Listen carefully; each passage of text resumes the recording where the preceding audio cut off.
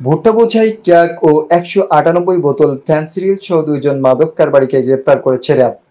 সিরাজগঞ্জে বুধবার ৩০ মে সকাল ১০:১০ ঘটিকায় র্যাব ১২-র একটি চৌকস আভিযানিক দল সিরাজগঞ্জ জেলার সলঙ্গা থানাধীন ঘুরকা বাজার পাপিয়া হোটেল অ্যান্ড রেস্টুরেন্টের সামনে রংপুর টু ঢাকা মহাসড়কের উপর একটি মাদক বিরোধী অভিযান পরিচালনা করে।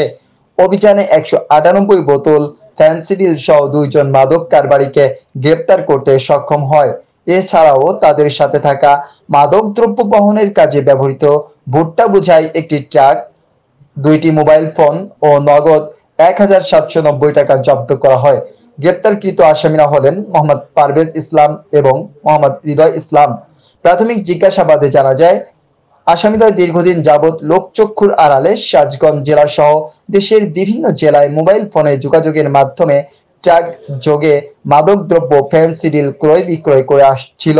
গ্রেপ্তারকৃত আসামিদ্বয়ের বিরুদ্ধে সিরাজগঞ্জ জেলার সলঙ্গা থানায় মাদক আইনে একটি মামলা দায়ের করা হয়েছে। এ ধরনের মাদক উদ্ধার অভিযান সচল থাকবে বলে জানান র্যাব ১২-র অধিনায়ক মোহাম্মদ মারুফ হোসেন।